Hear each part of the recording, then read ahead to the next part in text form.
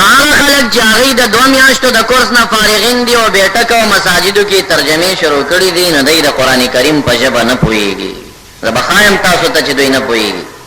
د قرآن عظیم شان یو 2 عظیم اصطلاحات دي، دوی دغه اصطلاح نشي بیلولی. چې نشي بیلولی، یو ته اصطلاح حقیقي وایي، بل ته اصطلاح مجازي وایي. دوی لاچار او خواران چې دي حقیقت او مجاز بیلولی نشي. حقیقت نسبت الشیء الى من هی لها او مجاز نسبت د شیء الى غیر من هی لها.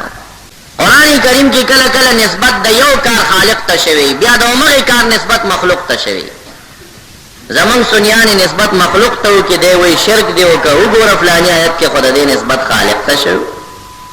الګ خالق ته نسبت حقیقی شوی دی، مخلوق ته نسبت مجازي شوی دی. قرآن کریم کې حقیقت هم شته، مجاز هم شته.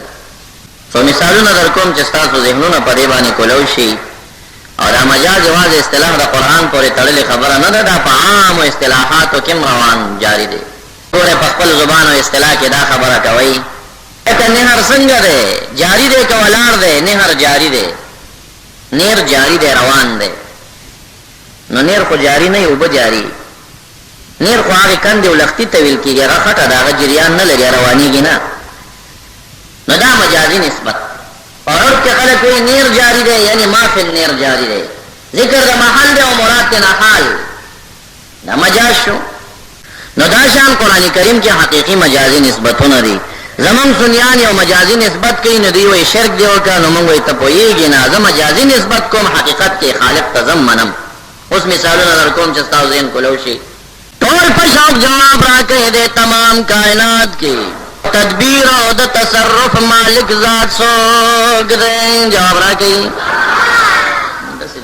کائنات کی مختار کلان او د تدبیر او د تصرف مالک ذات څوک دی؟ الله جلاله. دلیل څه شی؟ یدبر الامر کلهم. الہ العالمین د ټولو کارونو تدبیر په خپله باندې کوي، ټول تدبیر په خپله کوي، ټول نظام په خپله چلی. اور زړې عقیدې مسلمانان وروڼه، خاص کر صوفي کرام نیکان پاکان دا خبره کوي چې اولیاء کرام هم تصرف کوي. نو دوی وایي شرک دی وکړه، تصرف خو خالق کوي. تا څنګه وویل چې ولی تصرف کوي؟ عزیزونه در خوایم چې دوی په کومه خبره تاسو ته مشرکان وایي. ولی وایي تا مجازي نسبت کړی دی، هغه حقیقت خواته سوچ لاړ شي. تا ته وایي چې تصرف و یدبر الامر کله، خالق په خپله کوي. ولی څنګه تصرف کوي په نظام کې؟ فرشته لا څنګه تصرف کوي؟ جواب بداوی. قرآن کریم یو 2 آیت کې څه فرمایي؟ مدبراتی امران. الہ فرمایي زما د قسم وی په هغه فرشتو کومې فرشتې چې تدبیر د کار کې لګیا دي، تدبیر کې لګیا دي. اوس تاسو وایي دا فرشتې خالق دی که مخلوق دی؟ جواب راکړئ. مخلوق دی که نه؟ قرآن کریم دا ثابتوي چې مخلوق تصرف کولی شي، تدبیر کولی شي. هغه ځای کې فرمایي چې یدبر الامر کله، ټول تصرف او تدبیر په خپله کوي. دغه ځای کې فرمایي چې فرشتې هم تدبیر او تصرف کوي.